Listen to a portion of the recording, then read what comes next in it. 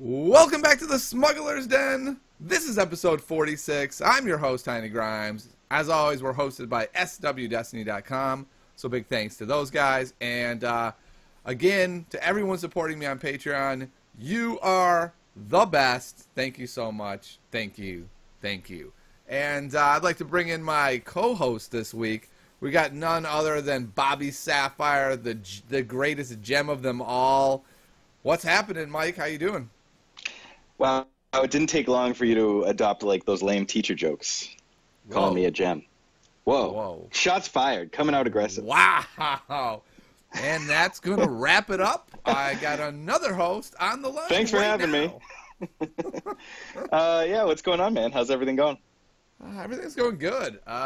Nice. I got out. I got my buddy John Bruno back playing Destiny. I hooked him back on the habit. He had kicked the habit, man. I got him back in. Man, his parents are like, I can't believe we let you hang out with that Tiny Grimes again. Yeah, exactly. It's like, he was like, hey, I can't do it, man. Like, I don't have enough time. I'm not buying any Empire at War. And I was like, hey, man, I'll just loan you the cards.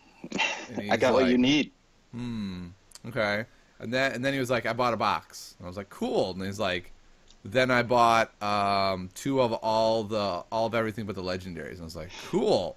And then he calls me yesterday. He's like, dude, I did it. I traded for the whole set. And I was like, dude, I don't have even close to the whole set. What the heck? It doesn't have to be all or nothing, man. You can just get some cards. Yeah, that's very aggressive for a set that there are not very many tournaments that you need it for. Yeah, exactly. But he's back, and we played last night, actually, at a local shop, the Collector Legion. And we're thinking we're going to do this every other Thursday. And so that's really exciting to me because I've been really struggling, as people know, I think, out there, that I got this new career. And it's been challenging for me to find a way to drive hours through Los Angeles and yet be home early enough to be able to get up to do this job. And I found a location that I can pull it off. So I think we're going to do it, man. I think I'm going to be back into actually having a routine in person, which makes me way more excited for this game when I can do it in person rather than having to load up TTS and going, I could do TTS, or I could play all these awesome, well-designed games. Like, maybe I should just do that. Yeah, I mean, that sounds awesome. I haven't rolled a die in real life since Gen Con. Oh, man, it's so fun. It's like, it's an entirely different game between clicking R on TTS and picking up these beautiful dice and being like, oh, yeah. Oh, I got so many upgrades. Oh, yeah. Yeah, they do have a nice weight to them. I actually, just this morning, while watching my daughter hanging out, de-sleeved all of my Gen Con decks and built 4 decks to bring to PAX Unplugged. Nice. So that I can like loan people so people can play and stuff. Awesome. I wish I was going And that's the first time I really touched Destiny. I don't think I have a tournament. So what, January or something? That's the only regional anywhere close to Los Angeles. There's one 6 hours away before that, but that's a weekend. You will have seen Star Wars: The Last Jedi before you play in a real competitive Destiny tournament. Yeah, which is so weird. So weird. And I'm in the same boat. I might not even play any Destiny at PAX, although the prize wall looks pretty great, so I might grind the prize wall on Friday. But I'm mainly going to PAX for X-Wing, so... okay. That's yeah, cool. Well, they only have Galactic qualifiers at PAX, which is great, but, having a seat already, I know that I'll just end up scooping to friends and stuff, so I'm not going to waste the time or the money. I'd rather grind the prize wall and play in the... What does that even mean? Grind the prize wall. What? Explain to us out there. What does that mean? Did you not see all the sweet prizes in the prize wall for Galactic qualifiers? It's like Spot Glass Mace, Spot Glass Maz. I saw all that. Palpatine. But what does that mean? How do you grind for those? Well, if you win a round of an escape pod event, which is like the Fire at Will tournaments, or a round in the Galactic qualifier, you get a certain amount of prize wall points, and then you take those over to the prize wall, and then you climb it, and then you take whatever spot glass or playmat you want, and then you climb back down. You have to physically climb it? Yeah. It's like rock climbing? You're like, well, you got a lot of tickets, but you are in a wheelchair, so I'm really sorry. You get no prizes. Well, that wheelchair person could have supreme upper body strength. That's true. That is a good point. I'm sure people would help them. That's true. If they needed it. I kind of think you're wrong. I don't think you have to scale the wall, but I like the rest of it. Well, I'm preparing for all. You're doing a lot obstacles. of upper body training as well. Good idea, man. It's just a good idea to get in shape. I appreciate that. Well, so last night I did go to a tournament. I built a deck. I built a new 5-dice villain deck, the 2-dice China Ray, 2-dice Bala, and a Night Sister. I had it all set to go. I don't own any China Rays. I didn't get any of my 3 boxes, but I had it set up alone. I sleeved it up. I put it in my box. I put the other box in my bag and didn't have that deck with me. So I was sad. So I ended up playing another deck that I had built, the Qui-Gon Kanan deck. And the reason I wasn't that excited to play that in a tournament is because I kind of know what it does, but it also has a ton of tricks, and I've never played it before, and so I was like, I don't really want to like break it out as a tournament for the first time to ever play a deck with a million tricks. But I did it, man. I did it. How'd it go? It was one of those frustrating things where you lose a really close game your first round, then you crush everyone, and you get 4th out of 8, even though you went 2-1 because your strength of schedule is bad, and so you're like, well, I don't really know what else I could have done. Like, I played the deck right.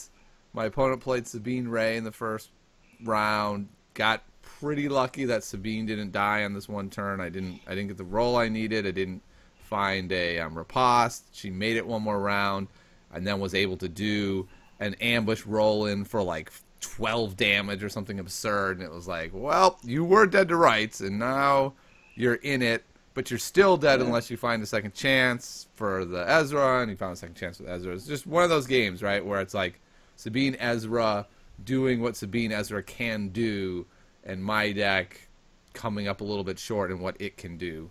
And because losing. That deck is like sort of a above the curve power sort of deck, and you played just like a super fair turn shields into damage deck. Yeah, I mean the other thing that's like sort of expected. I mean, I think Kanan at Qui-Gon is a solid deck. Yeah. It's just when a deck like can stabilize like that and still just do its explosive things. Or its cheaty things, and you're still trying to like grind damage the old-fashioned way. It can be an uphill battle. Yep, I agree, and I like it. I think it's fine. It's just I don't generally like that kind of deck. Like, it's not my kind of deck. If I'm gonna play tricks, I want to play cool tricks. I don't want to be like, haha, I got the trick you saw coming. I have the riposte. And you're like, yeah, no, I saw the riposte. Thanks, man. I could see that coming. It was interesting though. Like, he made a really, really poor decision and a greedy one where he played Never Tell Me the Odds and turned all his dice to plus sides and turned one of the Ezras to the black side, and we're using his battlefield, the Frozen Wastes. And so I'm just like, all right, I'll claim and pull the one off. And he was like, and so he had to do several rerolls and hope. And instead of even rolling a bunch of the +2s, he just rolled the one die, hoping to hit. And he had enough cards. He had like 3 cards, and on the last card he got it. But it was really funny for me because after the game he was like, dude, no one's ever done that before. No one's ever come up with remove a die off of the Never Tell Me the Odds. And I was like, then your opponents suck. Like, I don't know what to tell you. It was not a next level play, man. It was like, I got a play. I'm going to make the play. The one play I have to live. That's a 0. It's a level 0 decision. Yeah. It sounds like funny. that. It sounds like that you did not lose to the greatest player I've ever heard of. Yeah, and he's a fine player. That must hurt. That must hurt right in your soul. He's a fine player. It was frustrating. It was one of those days where it wasn't like he's not an elite player, right? Where you're like scared of him or something, and it's just kind of like, okay, I lost, and then I won the next 2 games, and it was fun. The thing with that deck, the Qui-Gon Ray deck, and I think there's a lot of decks like that. Like, if you don't know what's going on, it's very overwhelming. It was really pretty funny because one of the guys I played was like, wait, what is happening? What? Yeah. It's like, because I had Shoto lightsaber, the ancient lightsaber, and fearless on Qui-Gon, so it'd be like I would activate and ping 2 damage, and he was like, "Wait, what? Huh?" Yeah, gets crazy fast. Yeah, it does a lot of damage. It's pretty nasty, but like you said, it is still fair. right? Like it's just a fair deck, and there are other decks that aren't fair. Mm-hmm. So, but it was a fun day overall. It was annoying. It was funny because I finished my last round first, and so I was in first. I had 2 wins, and I had the best strength of schedule because I had finished an extra game, right? And so then I got to watch as each of the 3 other games finished. That person got to vault ahead of me, and I was like, son of a. Yeah, that's the issue with just like going to the 3-round weekly night game. That's just going to occur, and it's just a bummer. Yep. Can't lose. Fine. I'm totally fine with it because it's just like there's nothing on the line. There's nothing on the line for months. I just want to get back playing Destiny, having fun. Get back in the habit. Go get some games and have a good night. It sounds great. And really, this is going to sound really funny. The thing I really wanted to have happen was my buddy John to have fun, and he did. So the night was a win. I was like, all right, John had fun. Awesome. Nice. We'll be back. What did John play? John played. He played Palp. Oh, Yep. savage. Nice. Yep. He played Palp. He had a. Well, you're gonna have fun playing Palp, that's for sure. Yeah, he had a Jabba Unkar deck built, and the Qui-Gon deck slaughtered that deck hardcore, Mm-hmm. and so he shelved it. It just, it wasn't there wasn't quite enough there. But the Palp deck does really well, so it's just you just roll damage and crush face and play Indomitable and then rise again, and it's really brutal. Yeah, sweet. So it was good. We had a fun night. So you said you haven't been getting out, but I believe the TTS cut is happening. How you doing in that? I'm into the top 32. The so top 32? How much did this thing cut to? 64. What? Well, there were something like 22 pods, and they gave the top 2 from each pod, and they did a bunch of wild cards. Okay. I don't know. I didn't follow that closely. I went 6-0 in pod play, so I wasn't really like sweating the details. Yeah. Obviously the RRG came out a couple weeks ago, but it was 4 days. It was like 2 days before your deck list was due, so they gave us an extension. But I had to go away to a wedding. So I didn't really get to practice. I sort of just like got a gauge of what people who I trust in our Discord channel thought. They said Sabine Ezra is the way to go. So I built a Sabine Ezra. Whoa. I got about four games. I had to decide between playing a Moisture Farm version with Scavenge or a Graveyard version because I didn't want to run Scavenge. And I ended up going with Moisture Farm Scavenge with a small hidden agenda package. But I think if I could have done it again, I would go with the Graveyard, not play Scavenge, and then play 2 hidden agenda with 2 hyperspace jump and 2 what's the other one I want to play 2 of? Don't Double Cross.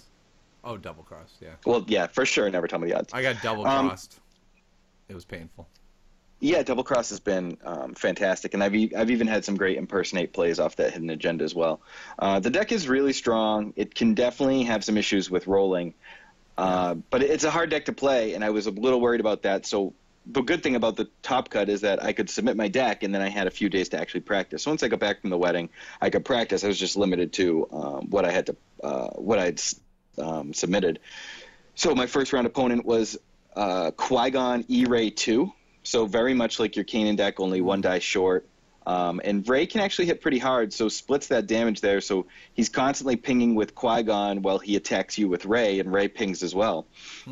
I actually played this guy in pod play with FN, Rainbow Nines, and he killed my FN really quickly in pod play. And the deck is pretty aggressive. I was able to get it, but it wasn't, they weren't the easiest games. Right.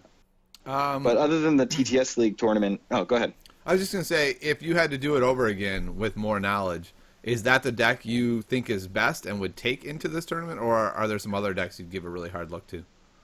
I would either choose this deck or Rainbow Fives, the deck that you wanted to play. Oh, that's what we're calling it now, night. Rainbow Fives? Well, that's what I'm calling it. I'm trying to make it stick, so get on board. The problem is Rainbow 9 was a Tom Clancy series. Rainbow 5 is a cheap knockoff of Rainbow 9. Yeah, it's a callback to Rainbow Nines. That's what callbacks are. Okay, all right. So fine. Rainbow Fives. I mean, what do you want to call it? It's The China Ray deck? No, because no one calls it China Ray. Stop trying to make China Ray happen. I don't even know what her name is. That's just what I call her. So, yeah, don't you know we did a bunch of research and we went and listened to the audio version of Lost Stars so we could find out how to pronounce her name? No. Okay, well, we did. Is it Sienna Ray? Yeah, it's Santa Ree. Santa Ree, okay. Yeah, but you just keep doing your thing, man. I don't want to hate. So the reason why I might still go with the Sabine Ezra deck in this tournament is because it's a best-of-3 tournament, and I think it's so strong that in 3 games it will sort of eliminate the variance you get when like you just can't roll damage on Sabine. Sure. I also think that now I know how many. Now I also know who played what. Like how many copies there were in the top 64 and the top 32. And I think that having practiced it a lot, and I feel like I'm pretty proficient at it, I've been things in the mirror match have been going pretty well. So I would feel good about it in that regard as well, even though obviously the mirror is just, there's a lot of randomness to it. Yeah. We had 2 of our 8 players played Sabine Ezra yesterday. Yeah, Ezra's just a lot better than I thought he was going to be. But one of those 2 decks I think are really strong. And I'll say this: I only have 2 X8s in real life, so I'm not bringing Sabine Ezra to PAX. I'll be bringing Rainbow 5s to PAX to play if I play any events there. Okay. I'm sorry. Did you say you're playing Sabine Ray in the tournament, or sorry? Sabine Ezra? You got me saying Ray. Okay. When you did, I'm playing Sabine Ezra. Okay, Mono yellow. That's what I thought. Mono yellow. That's what I thought. I got confused there. I saw someone was playing. 2 people were playing Kylo yesterday. One guy played Kylo FN. Someone else played Kylo. I can't remember what else, but it was really frustrating against my mono blue deck. I was like, dude, don't play Kylo. So 3 people ran Kylo FN in that top 64, and I'm pretty sure all 3 of them advanced. And one of the guys, I know because one of the guys who went 7-0 is one of the guys that we coach, and he's into the top 32, and he has to play mono yellow against another guy who went undefeated, who's playing Sabine Ezra. And then if he beats that Sabine Ezra, I have to face him. So this guy could just waltz to the top 4 just by playing Sabine Ezra. So it's still a good meta call. The deck is still strong. It's not as overpowered as it was. It sort of just falls in line with all the other good decks.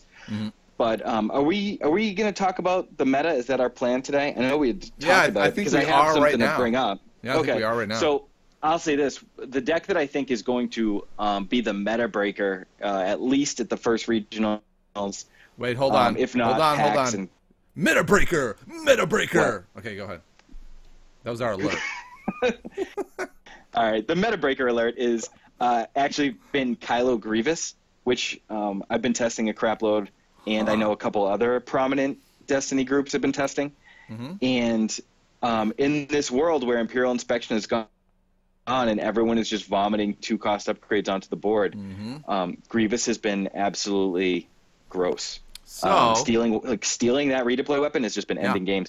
So I've been playing a couple different versions of Kylo Grievous. I've been trying one with just holocron upgrades, and then another that has Electro Staff, Ancient, and Z6. Yeah. And I'm not sure which one's better, but I saw that. Yeah, that was the other one. I was about to say the second deck I played against was Kylo Grievous, and I was about to say how stupid I thought he was, and then how good the deck was. Yeah. It's strong. You can fit a decent amount of removal in there. People are going to go after Kylo, which lets the best defense be really strong. You've got lightsaber throw.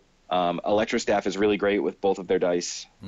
So whichever person you put it on.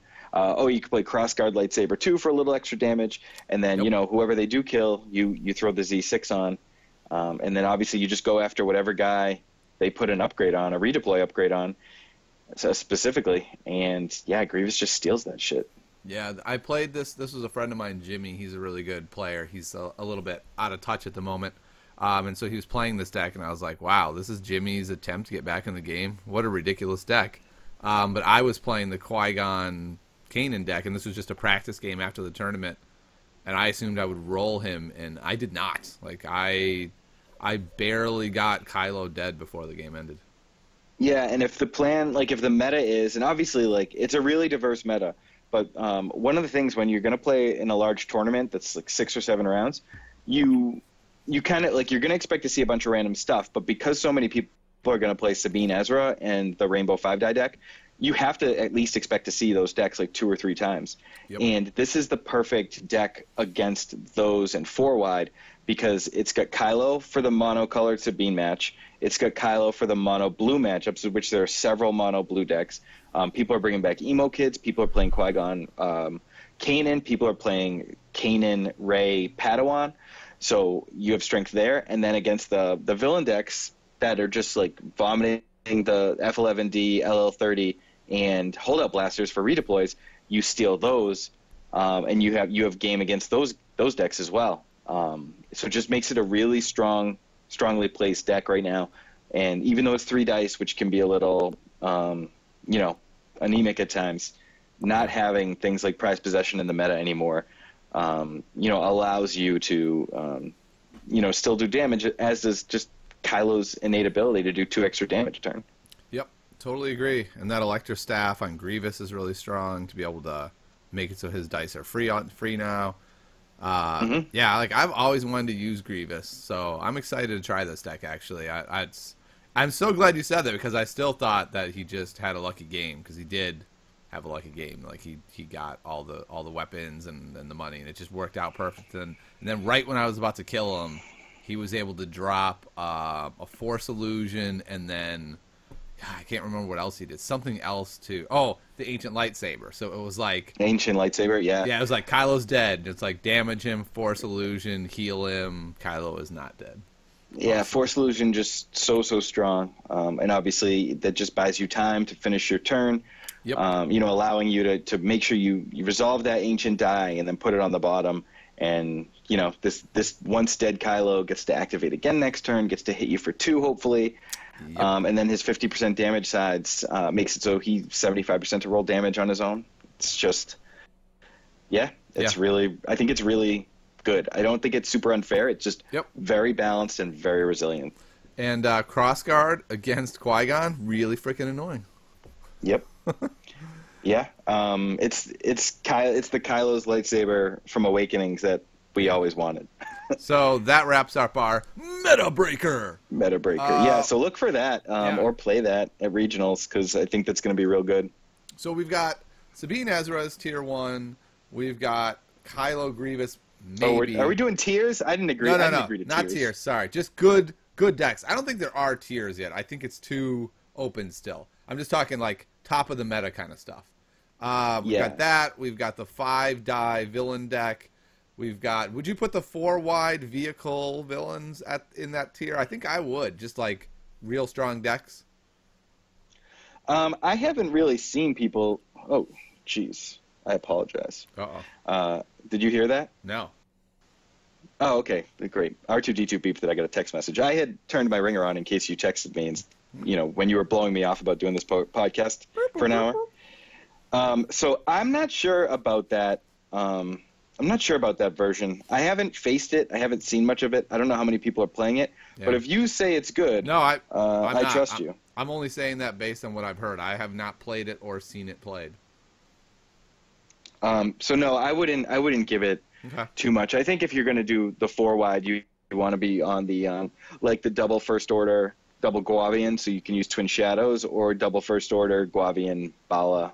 Okay. Is what I'd be doing. I still think Phasma's going to be good, like Phasma, Guavian, Trooper. I just can't imagine that deck is not good. I haven't had a chance to play it yet. I've played a little bit of it, but I've never had a ton of experience with it. So I got a few games because that's Joe's opponent in the top 32. Okay. So I mean, it felt good, but against the villain 5-die deck, which is what Joe's playing, I just struggled to get damage in. You just outed Joe's deck? Oh my goodness. I know. I don't. The thing is, with no events coming up, I just don't care. Don't worry, no one listens to this podcast. He can't force me to be secret. No one will hear it. That's the only reason why I agreed to be on it. Because I don't like the sound of my voice. Yeah, right, exactly. And then we got Mono Blue up there. Any other kind of surprising decks? Do you want to put a mill deck up there, or do you think all the mill decks are just a step down now? I think all the mill decks are a step down. I think just the nature of the tiebreakers, and you're always fighting an uphill battle. You can't god roll into a win the way most decks can. So I always put them just a step down. But I'll say one more deck that I think is extremely strong that no one is paying attention to at all is Elite Seventh Sister with double Guardians. Or I've even seen, or maybe you can only do single Seventh Sister, but I like Elite Seventh Sister with like a Royal Guard and Bazine.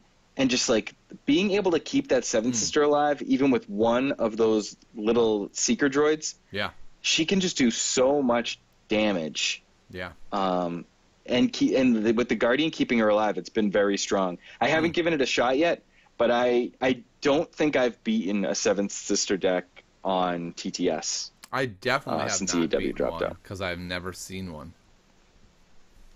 Yeah, I've actively been losing to it. Someone played one last night, though, in the tournament, and it seemed good. Like, I just wandered over to their board, and I was like, what the? Seventh Sister is elite, has 2 Seeker droids, and a Makashi training on her? What the hell? How is this deck going to lose? Makashi training, going deep. Yeah, I was a little surprised by that one. Those Seeker droids are good. They just are.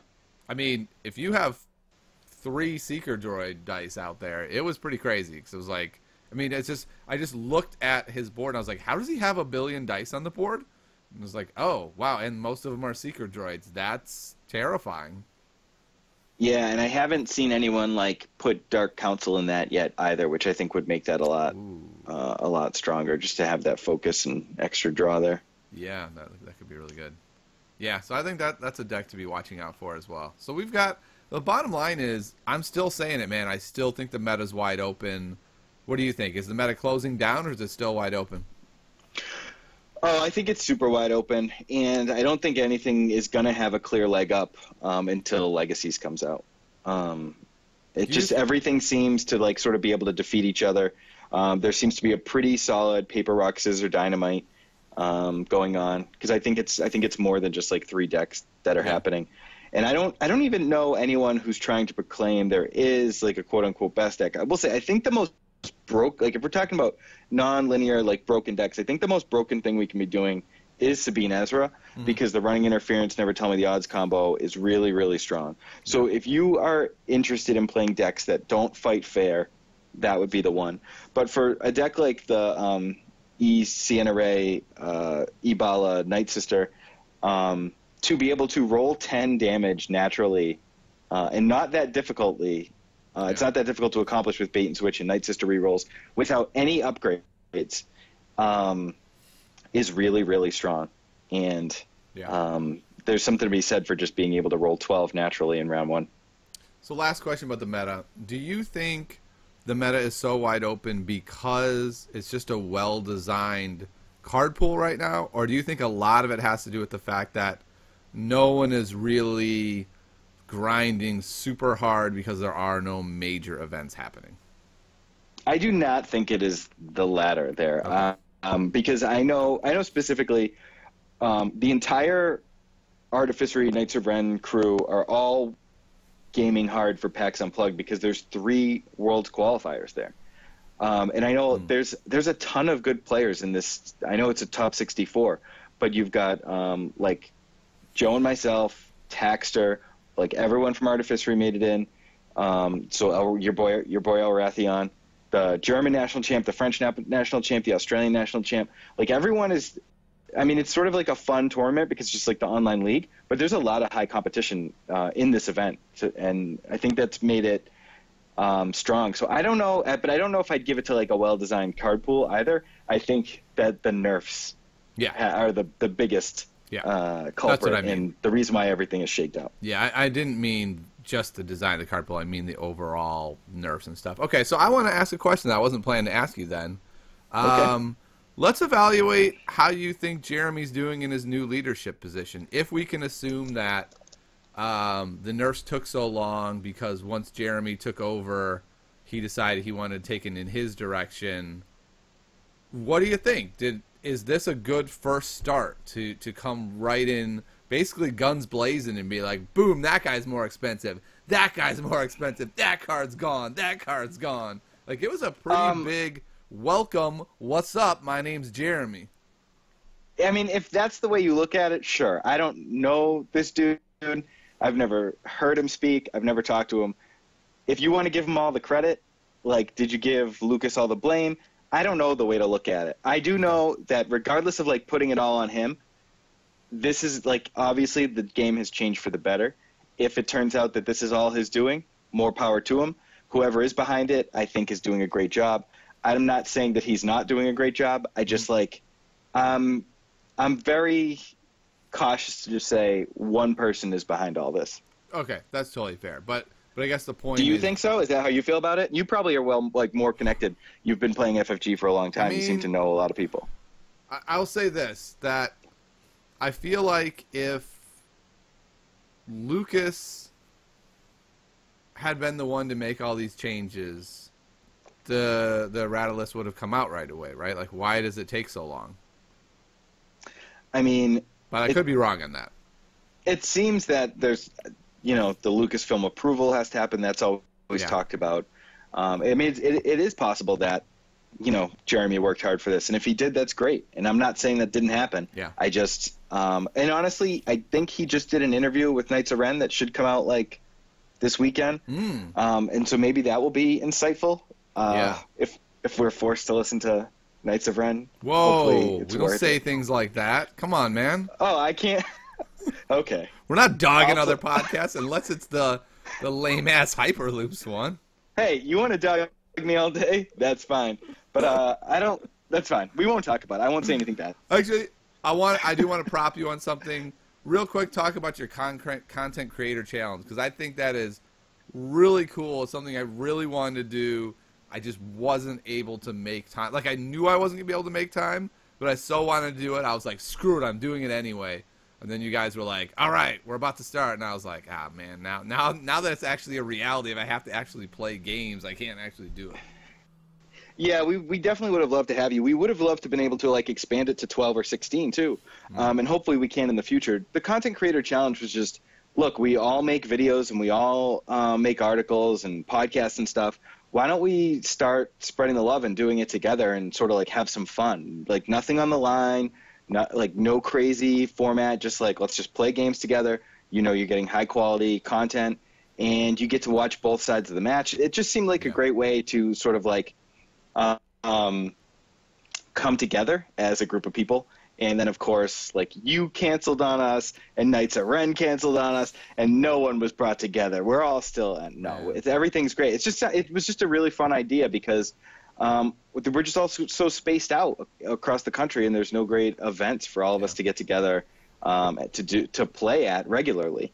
So yeah, it's just a way for content creators to do something together, and I thought it was great. All right, well, I just want to give you props for that. Awesome job setting it up. I say we do it over the Thanks, summer, man. when I'll have time. Let's do, like, round 2 this summer, and I'll jump in. Sure, sounds great. All right, well, we have a whole bunch of stuff to get to. I don't know if you saw this, Mike, but Rotation was announced. Bum, bum, bum. And I don't know if you saw this. People lost their minds and threatened to sell their collection. So let's talk about, first of all, what Rotation is. I was expecting FFG to go a 3-year rotation simply because for their LCGs, I believe it's a 100-year rotation that they're on. Most of them die before anything ever gets rotated. So I assume, like, okay, we know as soon as we announce this, people are going to lose their minds. But if we tell them it's 3 years, it's a long time to have your stuff. Let's just do 3 years. Instead, I feel like they just manned up and went, we're doing 2 years. We're a CCG now. This is how CCGs operate. The card pool gets too crazy if you go longer than that. I'm sorry, but there's all these other formats you're going to be able to use your stuff. We're rotating after 2 years. You're welcome. So you like it. You sound very excited about it. I think rotation is the most important thing you can ever have in a game. And like I said, FFG's track record has been so god-awful. Multiple games I've played of theirs have died because there was no rotation. That's what excites me so much about rotation. Okay, so I am with you. I like rotation, and I like the idea of it. I like it in execution. It's not the rotation part that I'm having trouble getting behind. It's the fact that they want to juggle 3 formats at once. Let's just say this. And that's not including the draft and sealed formats. So it's really 4. Yeah, but even if you want to keep draft and sealed separate, it could be 5. Who knows what their plan is? Yeah. So this is a game where, how many did you have at your local the other day? 8? Yep. Massachusetts can't get more than 4? Yep. Like, we can't get people to just play the regular game. Right. How are people going to play multiple formats? Or, like, are stores going to decide what, like, in a month in advance, like, oh, I hope people show up to this Infinity format. Oh, no, everyone only wants to play Trilogy. I only have the new stuff. So I feel like for a game that is just isn't that big competitively, I think most people would prefer to play this casually across, the world. Mm-hmm. To have these tournament formats without uniformity and without a very clear path on what is what, I have a huge problem thinking that it's going to be successful. Okay. Now, I totally share that concern. FFG has a hard time supporting a single format with their lackluster organized play. Gen Con was kind of a debacle with that. Like, hey, we got the one tournament. Oh, we got medals for everyone. Oh, sorry, we didn't bring them. And just like endless disasters for the Nova was even worse. The Nationals, format. they changed the tournament format the morning of. Okay, so all of these, if you know FFG, none of these remarks are surprising. And so, yes, I share your concern. And I would even say Destiny's had it better than some of the other games, like some of the horror stories we've heard from a Game of Thrones and Loader. So yes, my friend who showed up for the top cut and they told him it had already started. that was a bit rough. That was a bit rough. Yeah, we started early. Oh, yeah. Thanks. Oh, but we announced it, in the giant Gen Con hall one time when you were at lunch. Great. Yeah, I was in the 2-hour line for Starbucks, bro. It's 9 a.m. What do you want from me? Well, so this is what one thing though. When the meta gets stale, like when standard gets stale, shops have already been doing other formats where they're just like, all right, everyone hates the game, so guess what? We're playing hero monocolor decks only this week. And they make up these random formats that make no sense and are all completely broken.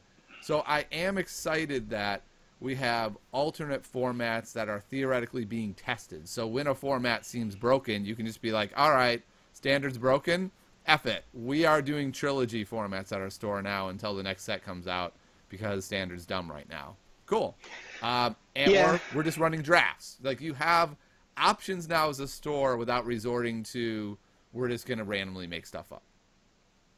So I think that as someone who's tried to so I've been playing a lot of X-Wing, and so I've picked up something about FFG games, just observing that game, Destiny, and all the other games that have been playing at all these local stores.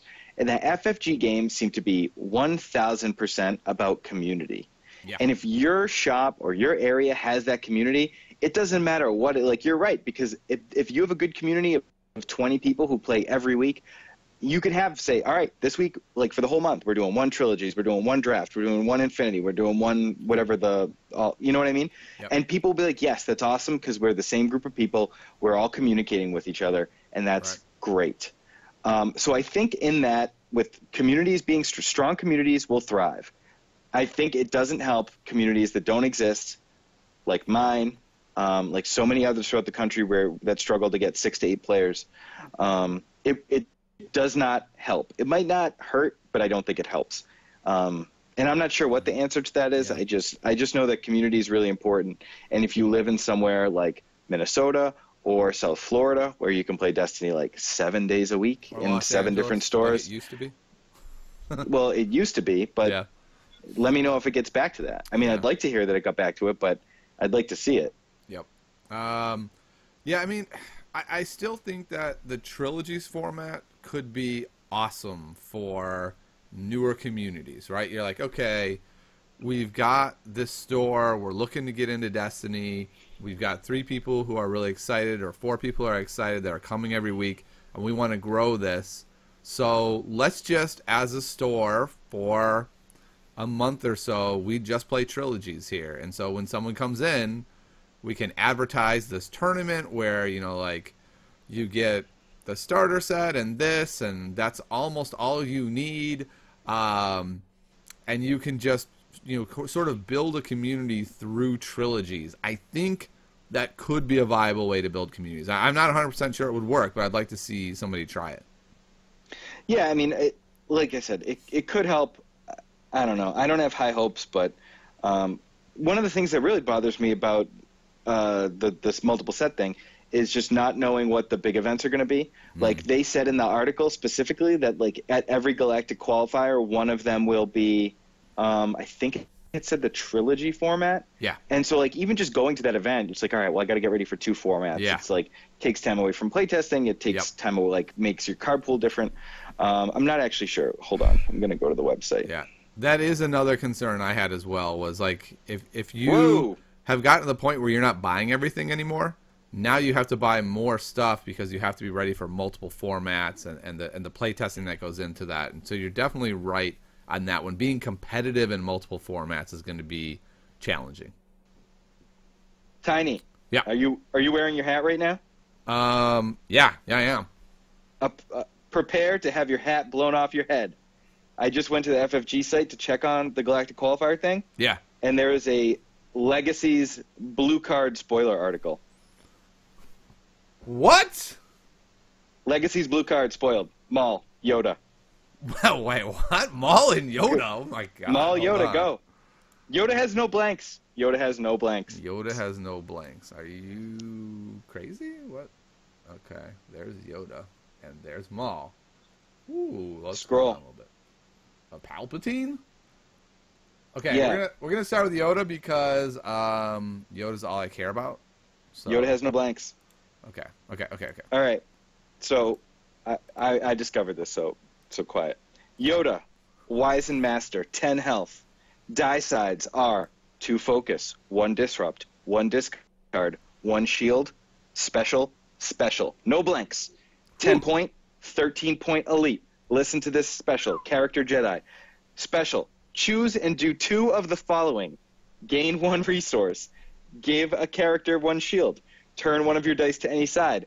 Or discard the top card of any deck. So you choose 2 of those 4 things. Wow. For only 10-13? Yeah. This is sweet. God. And there's so many Jedi.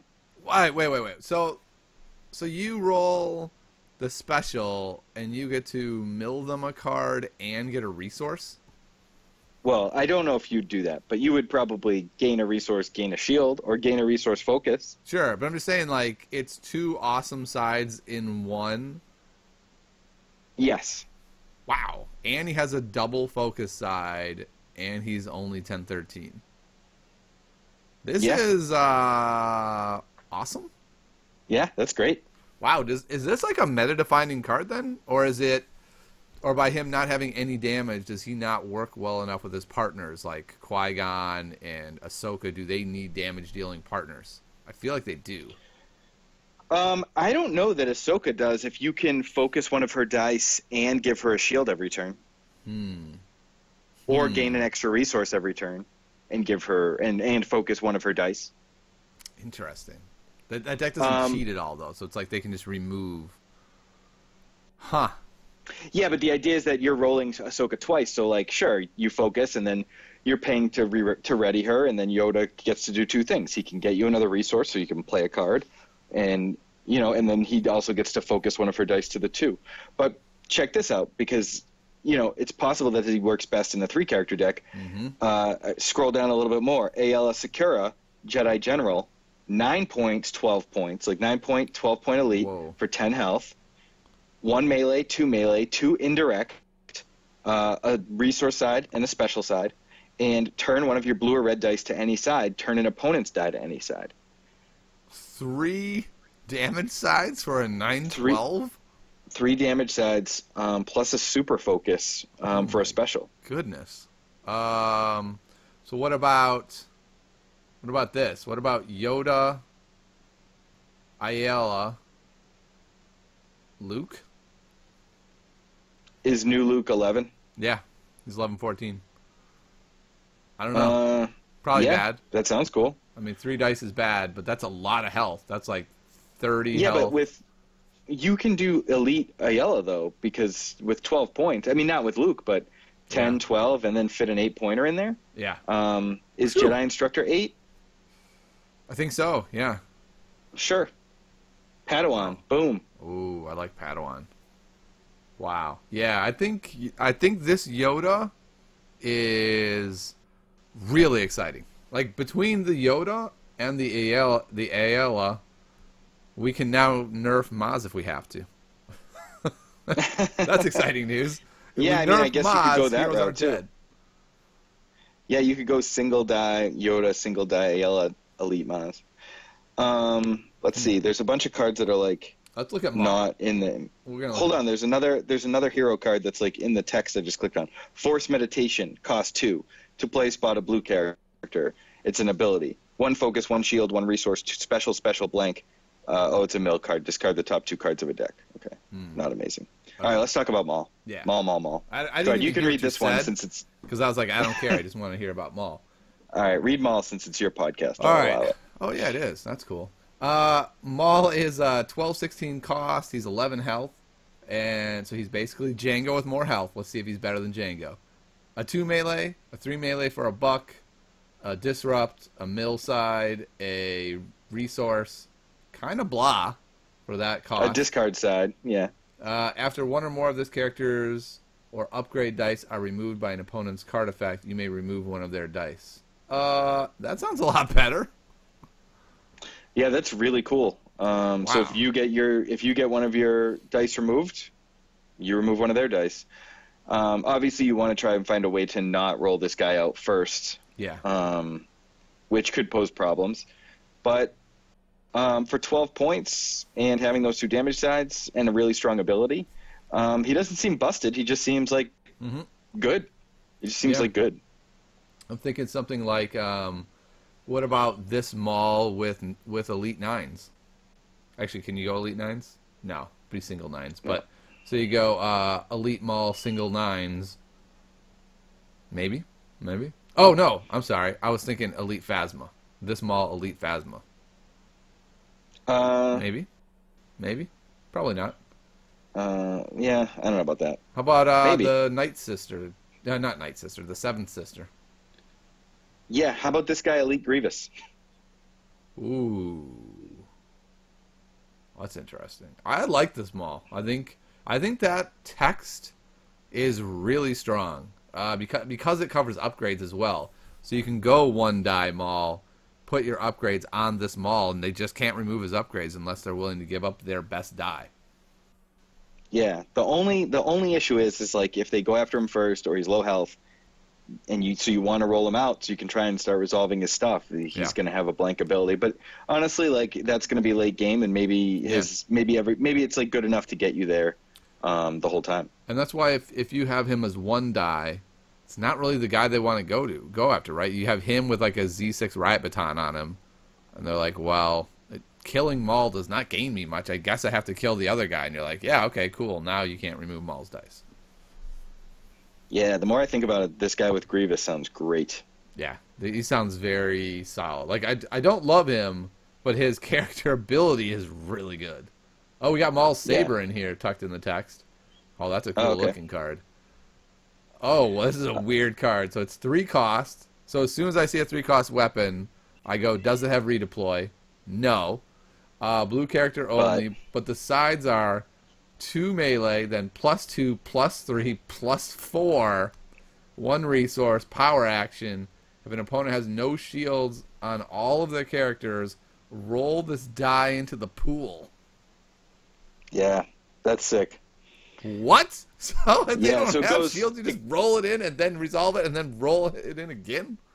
Yeah, well, I mean, it's mostly modified, so you need to have a base die in there, but it's still great. It works really well with Maul's signature event from Awakenings, Intimidate.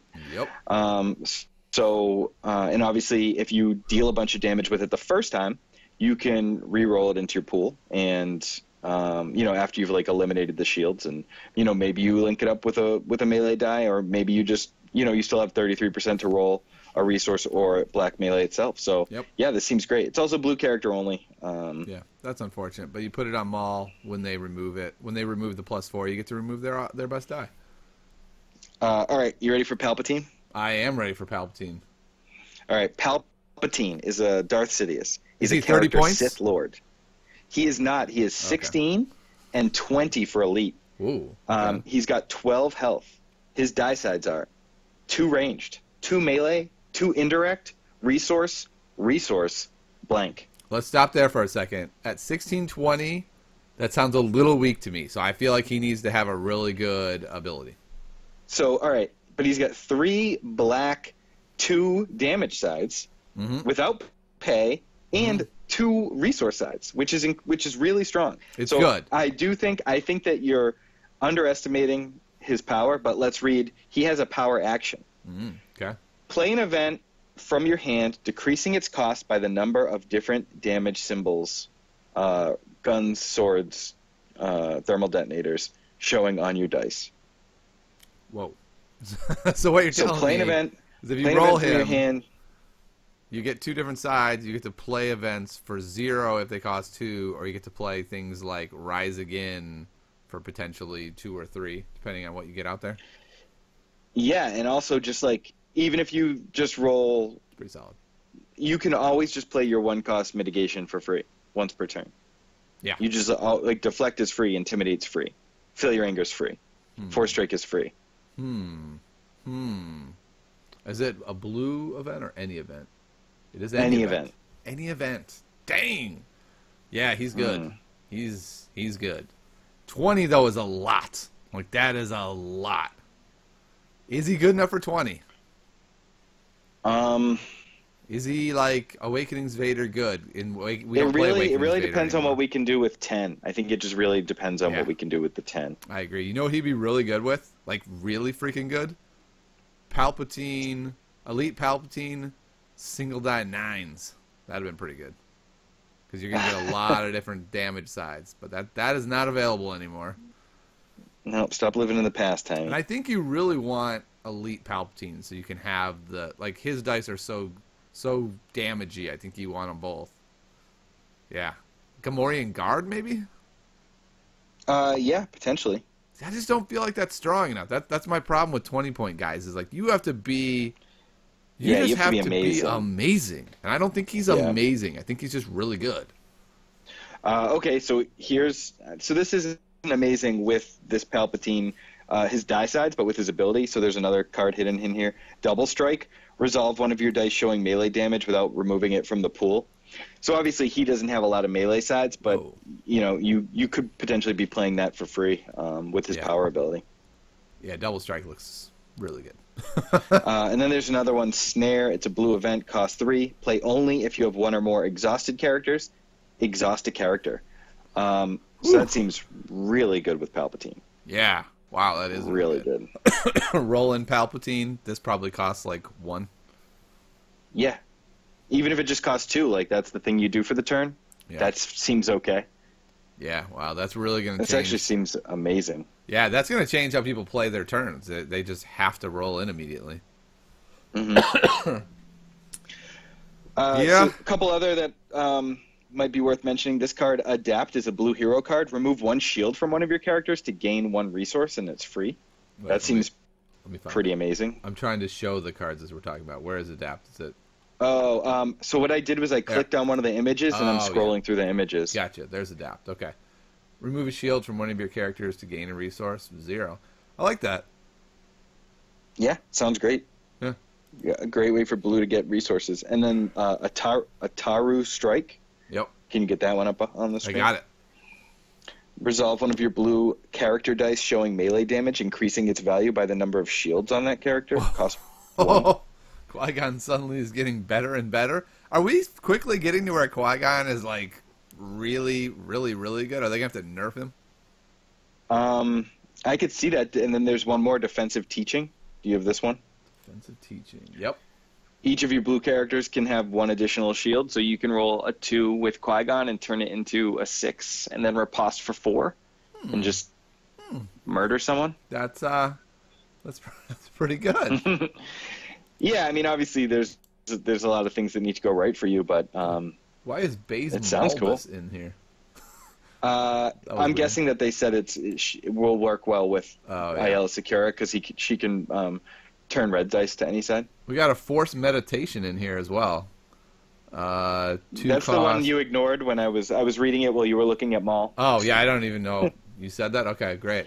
Yeah, it's 2 costs. It's got some decent dice. Discard the top 2 cards of a deck special.